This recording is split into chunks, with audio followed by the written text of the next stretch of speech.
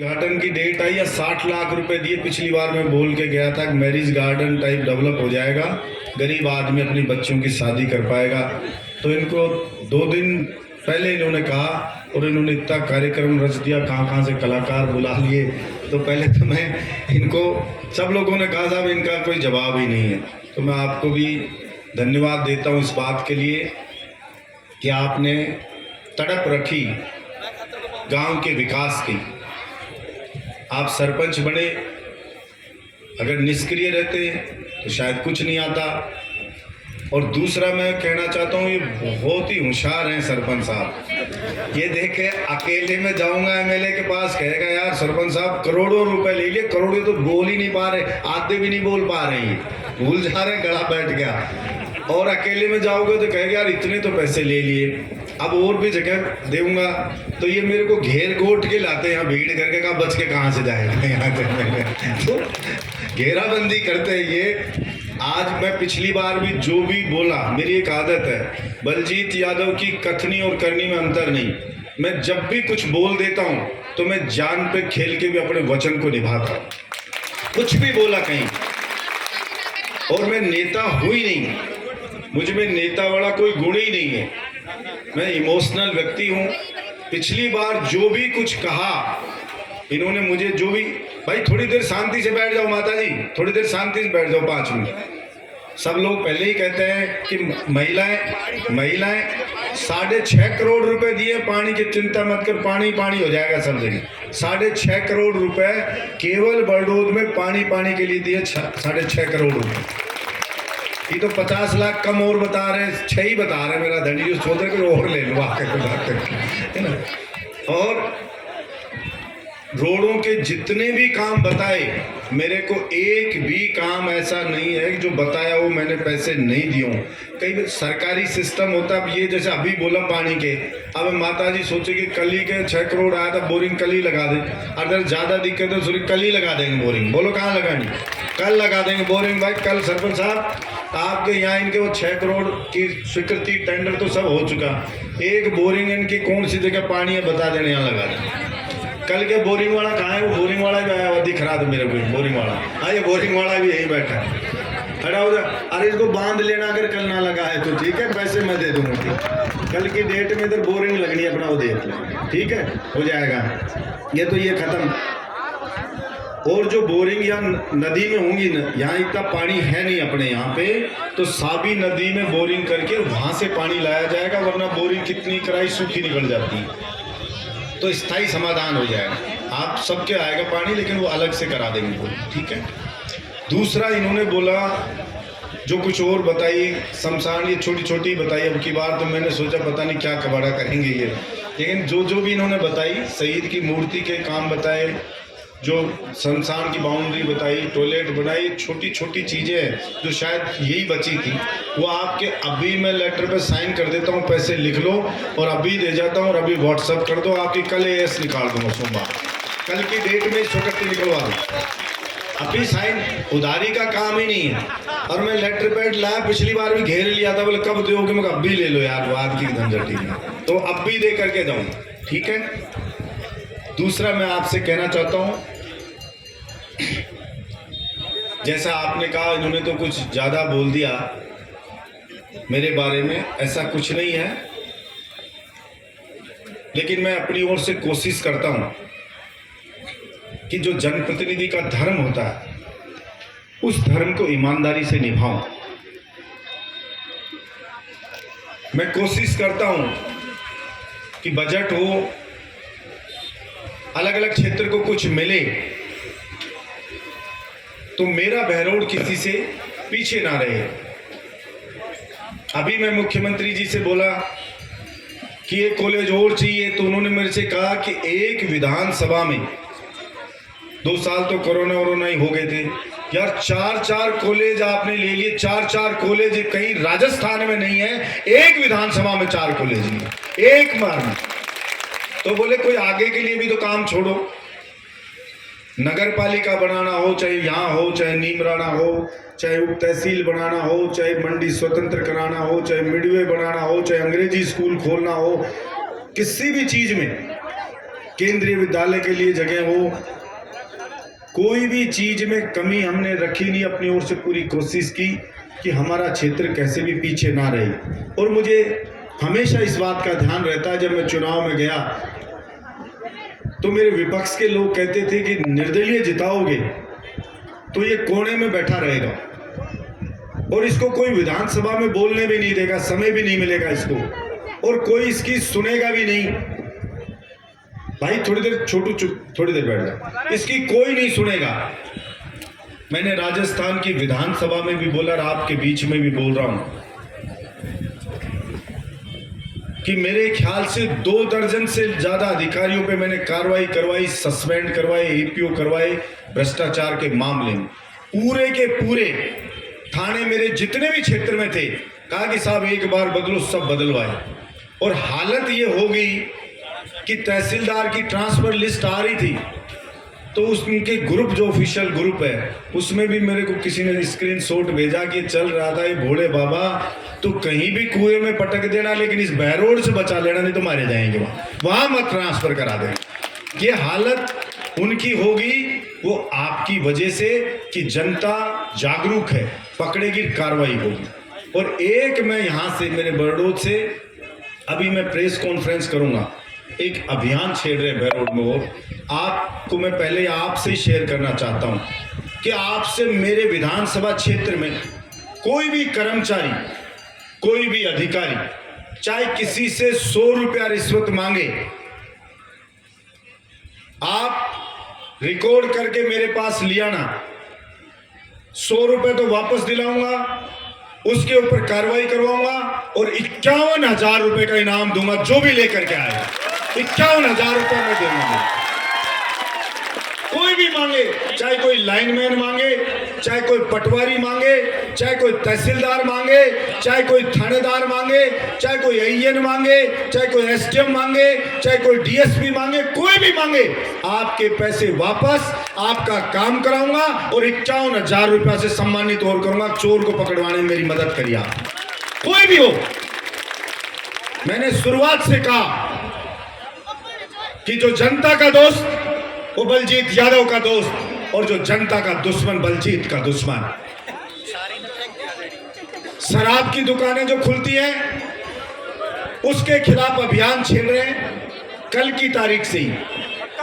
आपसे कहना चाहता हूं, कोई भी गांव के आस पड़ोस रिश्तेदारों को भी करना, भी प्रेस को भी बोलूंगा, किसी भी गांव से कोई भी 5 आदमी मुझे लिख करके दे देना कि मेरे गांव में फलानी जगह पे इस एड्रेस पे अवैध दारू की दुकान लग रही है, आपकी दुकान नहीं उठे, जब मुझे बताना उसके ऊपर एक्शन मैं करवाऊंगा।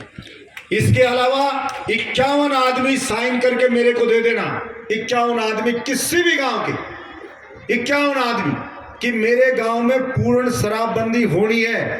50% जो वोट होते हैं, क्योंकि मैं मुख्यमंत्री नहीं हूं, मुख्यमंत्री होता तो कह देता कल से शराब बंदी, अगर नहीं चाहते तो, लेकिन चूंकि मैं एमएलए हूं, मुख्यमंत्री नहीं हूं, इसलिए मेरी भी लिमिट है। मैं आपसे कह रहा हूं 50% जितने वोट हैं आपके गांव में, उस 50% से 1 वोट ज्यादा देना, मैं वोटिंग करवाऊंगा गांव में कि कौन शराब पूर्ण रूप से गांव में बंद करवाना चाहता है। 51 लिख के दे जाना, वोटिंग करवाऊंगा, 1 वोट ज्यादा डाल देना, पूर्ण रूप से उस गांव में शराब बंदी हो जाएगी। और तहसील ने पूरे ने कर दिया तो पूर्ण रूप से बैरोड में शराब बंदी मैं करवाऊंगा मुख्यमंत्री, पूर्ण रूप से। लेकिन थोड़ी सी जागरूकता आपको, अब मेरा बेटा कई पी वाला टेंशन में आ गया कि क्या कर, उल्टी उल्टी बात कर रहा है, क्योंकि मैंने पिछले दिनों एक अभियान चलाया था, मैंने आपको जानो 1 साल तक मेरी सांस फूल गई। ये पत्रकार जी आए हुए, पत्रिका वाले, बोले ये अवैध ब्रांच बंद कराओगे तो थाने बंद हो जाएंगे, तो मैंने कहा हो जाने दो। बंद कराई, ठेकेदार जी मेरे को कहते 1-1 करोड़ का नुकसान लगवा दिया एमएलए ने। 1 साल जूझता रहा मैं उससे, एक व्यक्ति मेरे पास ये नहीं आया कि भाई साहब मेरे गांव में अवैध है, मैं साथ कराऊं, बंद करवाओ, या आ जाओ या ढूंढ के बता दूं। 8 बजते और फोन आने लगते, 7:30 से शुरू हो जाते, भाई साहब ठेके पाया हूं, पौवा ले रहा हूं, 5 रुपए कम कराओ, लो सेल्समैन से बात करो। कोई का फोन आता, भाई साहब 9 बज गया कैसे के थोड़ा सा वोल्टेज ना बना तो वो दिलवाओ कितना से सुर बंद कर दी दुकान या व्यवस्था करवाओ। ये फोन आने लग गया। तो मैं तो भाई साहब वोट दिया था, व्यवस्था तो करवाओ कहीं। कोई बंद करने के लिए नहीं आता, लेकिन फिर भी मैं 1 साल संघर्ष किया। सिफारिश में लोग आते, भाई साहब इन्हें बंद मत कराओ, हमारा मिल बाड़ा है, मेरा मिल बाड़ा है। आखिर में डेमोक्रेसी में जनता के आगे दबना पड़ता है, जनता के आगे झुकना पड़ता है। लेकिन मेरी इच्छा है कि एक बार मैं ये दोबारा से अभियान चलाना चाहता हूं। अब देखता हूं कितना साथ दोगे। मुझे लक्षण तो अच्छे नहीं लग रहे, जिस ढंग से मुंह तर गए थे मुझे लग नहीं रहा कि आप बहरोड में शराब बंद करवाओगे। टेंशन में आगे मेरे कई भाइयों के चेहरे देख रहा हूँ, चेहरे उतर गए कि उल्टी उल्टी बात क्यों कर रहा है मेरे यहाँ पे। पर ये माता जी तो राजी है सारी की सारी कि भाई हो जानी चाहिए बंद। लेकिन फिर भी मैं प्रयोग करूंगा। हो सकता है कोई गांव से अच्छी शुरुआत हो जाए। आप ही लिख करके दे देना मेरे को, मैं वोटिंग करवाऊंगा। तो मैं तो पंगा लेता हूँ, देखा फिर मेरे में तो पता नहीं क्या गत करेंगे ये भगवान जाने। लेकिन एक बार शुरुआत करें, क्योंकि ये शराब सबको खा गई अपने। ये शराब पी पी करके शरीर भी खत्म और फ्यूचर भी खत्म, सब कुछ तबाह हो रहा है। पी के आदमी टेंशन में रहता है, गरीब आदमी टेंशन में जाके फिर वो घर वालों से मुंह और फोड़ता है, उनसे भाई भाई से झगड़ा और होता है। लेकिन मैं इसकी शुरुआत करूंगा। इसमें कम सहयोग दो तो रिश्वत वालों को पकड़ने में तो सहयोग कर दोगे? हाथ खड़े करके बताओ देगा कितने लोग सहयोग करो। 51 हजार रुपया कमाई करनी है तो बैला चुपड़ा के पकड़वाओ इनको। बैला चुपड़ा के किसी के पास जाओ जो कोई पैसा मांगे और बैला चुपड़ा करके ले आओ, आपके 51 हजार रुपए की कमाई होगी। और अब जो कल से ये आज से शुरू कर दो, अब जो रिश्वत लेते हैं वो भी टेंशन में आ जाएंगे कि पैसे मांगो और कहीं लेना का देना पड़ जाएगा। ठीक है, फोन नंबर भी दे रहा हूँ मेरा धनी, पर 8 बजे फोन नहीं करोगा कोई। 8 बजे फोन नहीं होगा। एक नंबर दे रहा हूँ वो लिख लो, जैसे मैं भी नहीं रहता आदमी रख लेगा 9314993। उसके ऊपर मैं केवल आपकी ये लेऊंगा सूचना दी है वही, उस पर फोन नहीं सुनूंगा, नहीं तो 8 बजे सारे खुड़काओगे। उस पर सिर्फ या रिश्वत वाली और ये दारू वाली, ये दोनों सूचनाएं अटेंड करेंगे। मैं नहीं करूंगा तो आदमी करेगा। 93149000100 93149000100 लिख लिए हैं?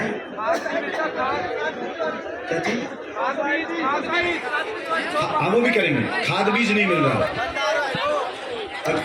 अब मेरे को जो भी लिख करके ना जहाँ की समस्या हो इसके ऊपर मेरे को SMS कर देना जो भी, ठीक है। खाद बीज का भी मैं पता कराऊंगा। एक बार पूरे देश में इस बार किल्लत रही खाद बीज की, पूरे देश में। आपको ध्यान होगा खाद केंद्र सरकार देती है, केंद्र सरकार देती है। और हाँ कई जगह हुआ, जैसे मेरे को बताना कि यहाँ पे उसका अवैध कोई स्टोरेज हो रहा है तो उस पर रेड डलवाएं, मेरे को बता देना, ठीक है। अब मैं सोच रहा हूँ काम की बात होगी, आज भाषण की टाल रहने देते हैं, क्योंकि आज तो कलाकारों के गाने वाने सुनो आप। मैं इनको भारद्वाज जी को कह रहा था, मैंने कहा यार ये जल्दी स्वागत वागत खत्म करो, पब्लिक होती है इतनी दूर से चल के आए तो ये बेचारे कोई मनोरंजन करके जाए। मेरे लिए, अरे यार मेरे लिए कौन आता है गरीब आदमी के लिए मेरे लिए कौन आता है, वो तो सब इन कलाकारों के लिए आए होंगे। खैर मेरे युवा साथी भी काफ़ी संख्या में यहाँ पे मौजूद हैं। मैं बहुत लंबा समय आपका नहीं लेते हुए ग्राउंड का भी करवाएंगे, बता दी ग्राउंड का करवाएंगे, वो भी करवाएंगे सर। जो बता दी वो सारी चीज़ मैंने बता दिया ना, लिख के दे दी, करवाएंगे उसकी सफाई। देखिए मैं ज़्यादा नहीं कहते हुए सिर्फ आपसे इतना कहूँगा कि वर्तमान का समय है, ये वर्तमान का जो समय है, वर्तमान का जो समय है ये बहुत ही चुनौतीपूर्ण है। और खास तौर से गरीब और मेहनत कश के लिए बहुत ही चैलेंज वाला समय है। मैंने राजस्थान की विधानसभा में भी कहा, राजस्थान के मुख्यमंत्री से बोला कि आपने बजट पेश किया मुख्यमंत्री जी, बहुत अच्छा बजट पेश किया, केंद्र सरकार ने भी बजट पेश किया, लेकिन इस बजट में कमी रह गई। जो एमएलए बढ़ाई कर रहे हैं कि टैक्स नहीं लगाया, लोकसभा में बढ़ाई कर रहे हैं एमपी कि टैक्स नहीं लगाया। अच्छा बजट है, मैं कहता हूं अच्छा नहीं है, ये बहुत गलत निर्णय है कि आपने टैक्स नहीं लगाया। अरे टैक्स लगाना था, जो 1 लाख की दारू की बोतल पीता है और गरीब को पानी नहीं मिलता है तो उस दारू वाले पे टैक्स लगे। अरे पूरे हिंदुस्तान में जितनी जनसंख्या है उसका 50% आबादी मेरे हिंदुस्तान की 75 करोड़ जनता के पास जितना पैसा है उतना पैसा हिंदुस्तान के 10 उद्योगपतियों के पास रख रखा है, इसलिए टैक्स नहीं लगाया आप लोगों ने, उन पर टैक्स लगना चाहिए। अरे समाजवाद कहता है कि जो दे सकता है, जिसकी क्षमता है उससे लीजिए, और जो अभाव में जीता है, जो गरीबी में जीता है, जिसको जरूरत है उससे लेके उस जरूरतमंद को दीजिए, तब बराबर बैलेंस बनेगा, तब अमीरी गरीबी की खाई पाटी जाएगी। ऐसे नहीं चलेगा कि टैक्स नहीं लिया। अरे टैक्स नहीं लिया तो विकास कहां से होगा?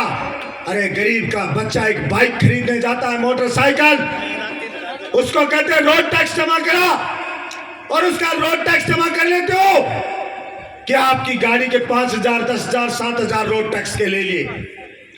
गरीब आदमी जाता है छोटी सी कार खरीद के, अग बेटी को दे दूंगा शादी में गिफ्ट, उसको कहते हो रोड टैक्स जमा करा, तेरा 50,000 रोड टैक्स है। जब वो बच्ची जाती है ससुराल, टोल टैक्स पे गुंडे रोक लेते हैं, लाओ टैक्स दो। अरे भाई किसका? कि रोड पे चल रहा है इसका टैक्स। तो भाई वो आरटीओ ऑफिस में जेब कटा के आया था, वो किस चीज का टैक्स था? इसलिए ऐसा नहीं चलेगा कि गरीब को लूटा जाए और अंबानी और अडानी जैसे वो अरबपति खरबपति बनते जाए, ऐसा नहीं चलेगा इस देश में। और अगर नहीं सुना गया तो मुगालता किसी सरकार को नहीं होना चाहिए। अरे मुगालता हुआ था अंग्रेजों को भी कि हमारा कोई कुछ नहीं बिगाड़ सकता, सूर्य नहीं छिपता हमारे राज में। तो एक मामूली से व्यक्ति ने, मंगल पांडे ने आवाज उठाई थी, लोगों ने बोला था मंगल पांडे तू मारा जाएगा, इतना शक्तिशाली शासन है, तेरे से क्या होगा मंगल पांडे। लेकिन उसने बहादुरी रखी थी कि हो सकता है, और मुझे विश्वास है कि आज मेरे विरोध करने से अंग्रेज सरकार नहीं भागेगी, लेकिन कोई न कोई कभी न कभी तो किसी न किसी को तो खड़ा होना पड़ेगा इस अन्याय के खिलाफ में। और वो खड़ा हुआ मंगल पांडे, उसने बीज डाला आजादी का, उसने आग पैदा की, स्वाभिमान के रक्षा की, और उसी की बदौलत मेरे हिंदुस्तान की 36 कौम की जनता खड़ी हुई। और जो अपने आप को अहंकारी अंग्रेज सर्वशक्तिमान मानते थे, उनको खदेड़ कर हिंदुस्तान से भगाया। जब उन अंग्रेजों को भगा सकते हैं, अरे मुगलों को भगा सकते हैं, तो फिर ये चोड़ाधारी नेताओं की औकात कितनी सी है, इनको भगाने में कितना टाइम लगेगा। इसलिए अगर नहीं सुना गया और गरीब पिसता रहा, मरता रहा, तो मैंने एक दिन विधानसभा में कहा था, मैंने कहा यार आज एक सपना आया मेरे को। बोले क्या सपना आया? मैं कहा जनता ये एमएलए एमपी इनके घर के ऊपर बाटे फेंक रही थी, और बोले निकलो बाहर तुम्हारा इलाज करेंगे। हमने भेजा था हमारे लिए नीतियां बनाने को, और तुम वहां जाकर के और मस्त हो गए।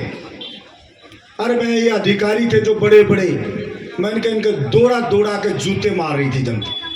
तो मेरे पास 10-20 एमएलए आगे बोल काका पिटवा दो के जनता ने भड़का कर ये हमारा नाम क्यों ले रहा है? तो मैंने कहा यार ये बिजली किसान की पूर्ण रूप से मुफ्त कर दी जाए, पूर्ण रूप से बिजली फ्री हो। और जो युवा बेरोजगार है उसको रोजगार मिले।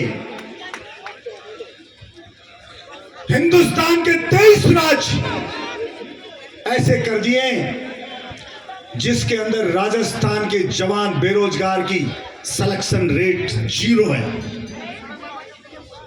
एक भी नहीं लग रहा है। और आप भर्ती निकालो नहीं, कोई निकले तो पर्चा आउट, कोई कोर्ट में स्टे आ गया। तो मैंने उन नेताओं से कहा कि उस बेरोजगार युवा से पूछो जिसका बुजुर्ग दादा बीमार है और वह कहता है मेरा जीते जी ब्याह करके जाना चाहता हूं, लेकिन बेटा पोता बेरोजगार है, वो कहता है नौकरी लग के शादी करूंगा। वो एक एक दिन गिनता कहीं प्राण निकल नहीं जाए। और आपकी भर्ती है, भर्ती होगी तो रिजल्ट नहीं आता, रिजल्ट आ गया तो ज्वाइनिंग नहीं मिलती और उससे पहले स्टे आ जाता है। उसके बारे में सोचो, उसकी चिंता, उस बुजुर्ग की चिंता के बारे में सोचो। उस जवान के सपने टूट रहे, उस टूटते हुए सपने की सिसकी को महसूस करो, वरना पाप लगेगा आप लोगों को। लेकिन लोगों ने जैसे अंग्रेजों ने किया कि फूट डालो और राज करो, ऐसे ही आजादी के बाद सब नेताओं ने किया कि इस जनता को पॉलिटिकल पार्टियों में बांट दो, इन किसानों को राजनीतिक पार्टियों में बांट दो। तू कांग्रेस वाला है, तू बीजेपी वाला है, तू बसपा वाला है, तू जनता दल वाला है, तू सपा वाला है, ये आपस में बट जाएंगे।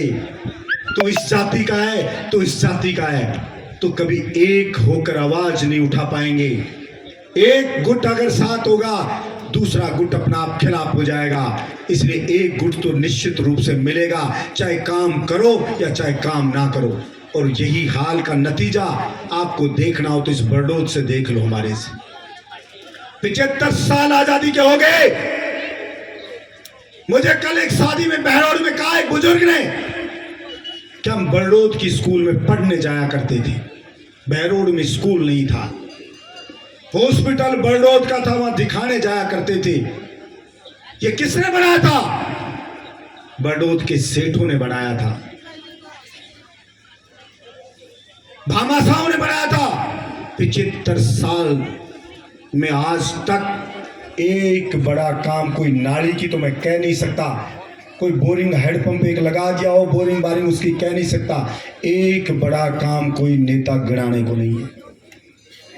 बहरौल विधानसभा में वो एक तांत्रिक ने, एक चंद्रा स्वामी ने कॉलेज बनाई थी खुद के बाप के नाम पे, एक लेके मान्यता।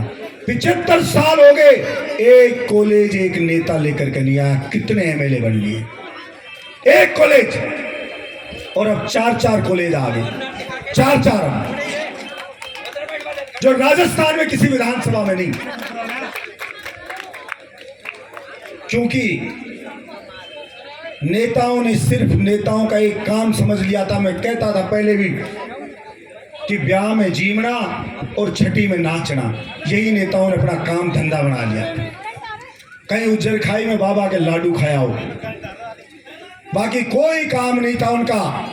सिर्फ जनता को उल्लू बनाओ, चुनाव आए तो चंदा मांगने आ जाओ, गरीब हूं गरीब हूं गरीब हूं। हमारे ग्यारसी बाबू है, 10 लाख रुपया महीना की नौकरी कर रहा है हॉस्पिटल में, और चुनाव आएगा, बेटा अमेरिका में नौकरी कर रहा है, खुद की बेटा की बहू अमेरिका में नौकरी कर रही है, खुद की 1.5 लाख पेंशन 1.25 लाख आ रही है घरवाली की, 10 लाख की नौकरी खुद कर रहा है। और चुनाव आएगा तो बेचारा किसान रहेगा, उसको कहेगा बाबा चंद दिए, मैं तो गरीब आदमी। अरे मेरा धनी, तेरा जैसा गरीब तो सबको बना दे भगवान, ईसा गरीब सबने बना दे।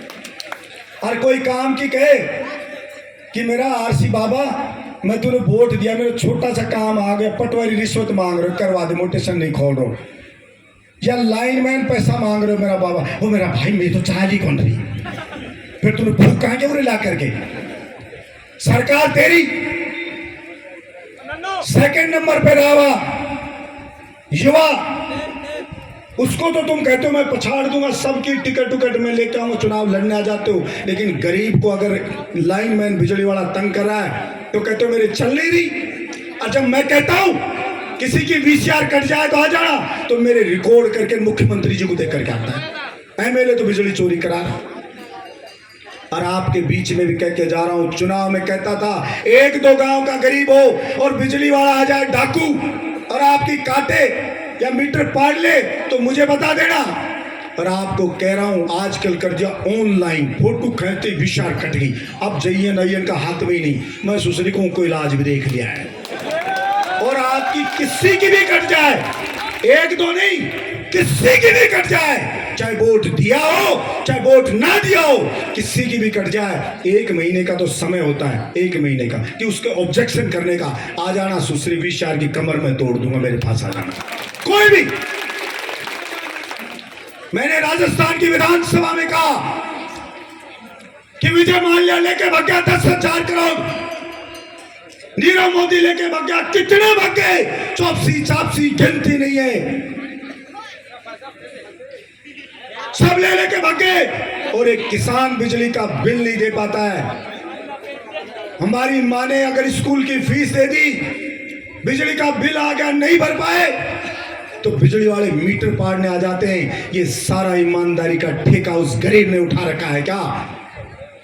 इसलिए बिजली का बिल पूर्ण रूप से माफ होना चाहिए। और मैं शुरुआत से कहता रहा हूं, किसान का 100% बिजली माफ हो और गरीब की माफ हो, करा के दम लेंगे, ये वादा है मेरा, करा के दम लेंगे।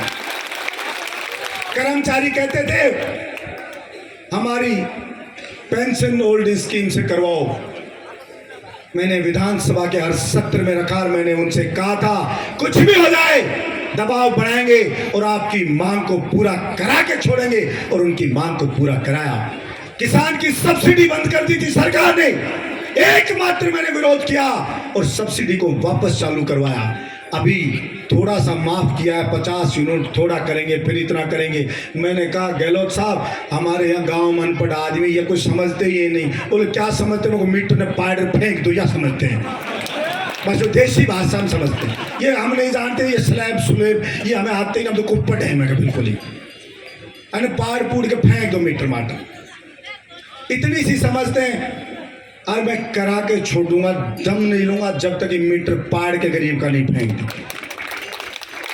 ताकि इसको जीरो नहीं कर दे। मैं जान गया नेताओं की कौन सी जगह से नस दबाई जाती है, मैं जान गया वहां जाकर, तो मैं इनके दबा के छोड़ूंगा। अब मेरे को कहीं कहेंगे मंत्री यार एमएलए साहब ये कोई काम है ना, जब वैसे ही बता दिया करो ऑफिस में, यार यहाँ मत बोला करो, पंगा हो जाता है यार, यहाँ मत बोला करो। मैं कहा यार ईशा सीधा थोड़ी हो तो मान बाड़ा हो।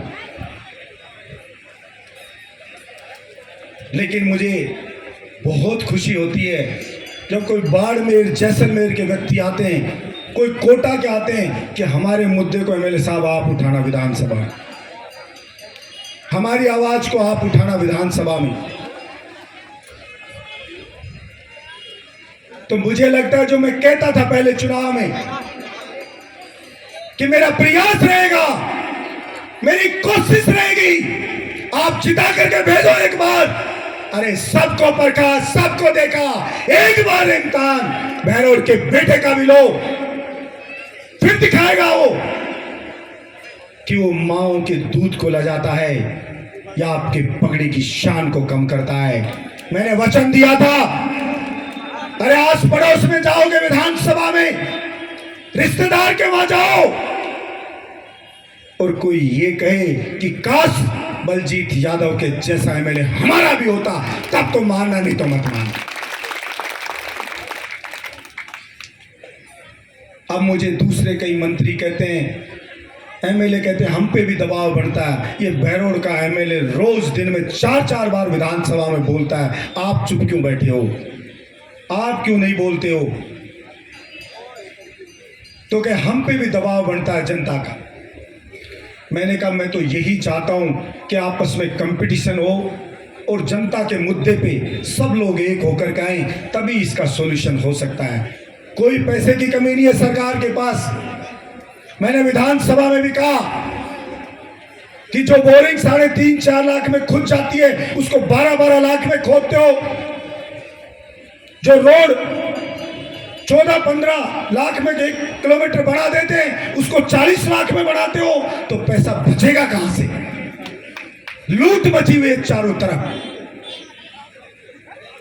लेकिन किसान गरीब को देने के नाम पे सबके पास खजाने खाली हो जाते हैं। इसलिए थोड़ा समय लगेगा, ना तो जवानों को निराश होने की जरूरत, ना हमारे किसानों को, ना बुजुर्गों को। थोड़ा समय लगेगा, स्थितियों को परिवर्तित होने में थोड़ा समय लगता है, इंतजार करना। लेकिन प्रत्येक जवान से कहना चाहता हूं, अपने सीने में एक आग को ज्वलित करके रखना कि मुझे भी कुछ करना है। इस दुनिया में अगर आया हूं तो रोटी खाकर सो के जाने के लिए नहीं आया। विचार रखे प्रत्येक जवान,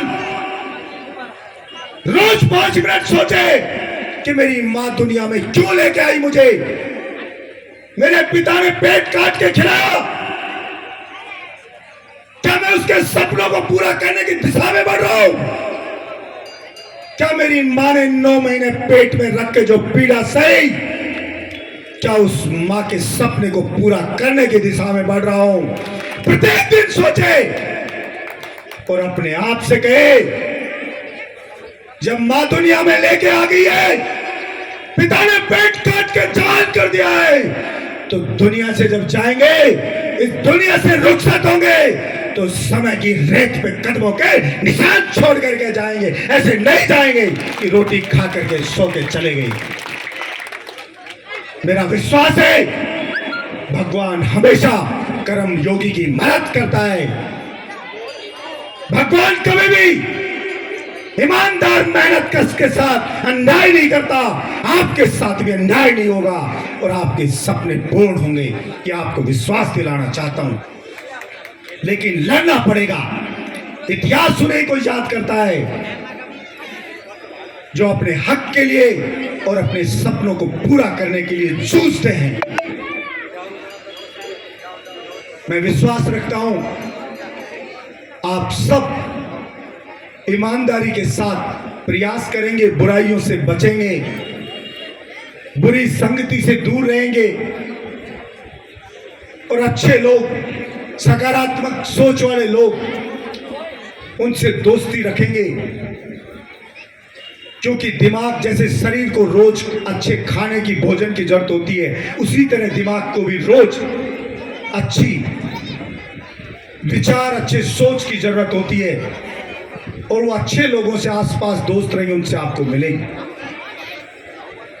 अब मैं आपका काफी समय ले लिया, पहले तो कहता भाषण नहीं दूंगा, फिर कहेंगे यार पेल दिया पूरा ही भाषण इसमें, इसलिए मैं मेरी वाणी को विराम देता हूं। कई बार मैं इमोशनल हो जाता हूं कि अपने से लोग मिलते हैं तो मुझे लगता है यार कुछ दुख दर्द इनसे शेयर कर लें, क्योंकि काम ये जरूरी नहीं कामयाब व्यक्ति किसी को सिखा सकता है। मैं हमेशा कहता हूं कि कोई नाकाम व्यक्ति है वो भी आपको बहुत कुछ सिखा सकता है। कम से कम आपको ये बता सकता है कि भाई ऐसा करने से मैं फेल हो गया था, आप ये गलती मत करना, आप इस प्रकार से अपना समय खराब मत करना। इसलिए कुछ अनुभव थे मेरे, वही मैंने युवा साथियों से शेयर करे। आशा है मुझे कि आप सब लोग पूरी मेहनत के साथ आगे बढ़ेंगे और भगवान आप सबकी मनोकामना पूर्ण करेगा। जगत में आपकी जय होगी, जगत में आपकी विजय होगी। इसी प्रार्थना के साथ बहुत बहुत आपको धन्यवाद। जय हिंद, जय भारत।